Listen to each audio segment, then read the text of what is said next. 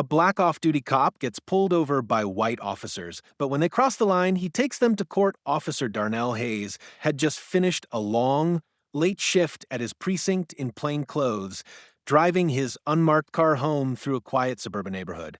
The sun hadn't even risen, yet when flashing red and blue lights lit up his rearview mirror. Sighing, he pulled over, confused. He hadn't been speeding or breaking any traffic laws. Two white officers approached cautiously, hands already resting near their holsters. License and registration, one barked. Darnell calmly handed over his badge and ID. "I'm a police officer. Just heading home." The officers glanced at the ID and scoffed. "Nice try," one muttered. "Where'd you get this badge?" The other circled his car like a predator. "What's a guy like you doing in this neighborhood anyway?" Darnell's jaw tightened. "I live here." The officers ignored him and ordered him out of the vehicle. "Hands on the hood." He complied, heart pounding, not from fear, but from anger. Even after identifying himself, they frisked him, searched his car without consent, and called in backup. It wasn't until a black sergeant arrived on scene and recognized Darnell that the situation changed. "What the hell are you guys doing?" the sergeant demanded. "He's one of us." The two white officers exchanged nervous glances. "We thought the ID was fake."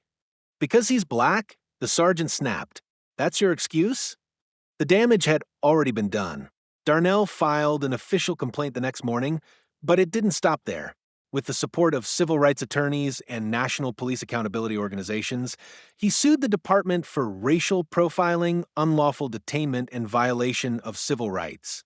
The dashcam footage went viral, showing two white officers manhandling a calm, cooperative black man with a badge. The case exploded across the media. Weeks later, the department was forced to settle for a hefty sum, and both officers were placed on unpaid leave pending further disciplinary action. Darnell didn't sue for the money, he sued for justice and to prove that racism can wear any uniform.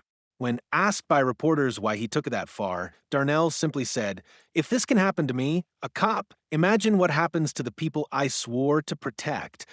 His quiet courage ignited conversations far beyond that one dark street and reminded the nation that no one is above the law and no one should be beneath it.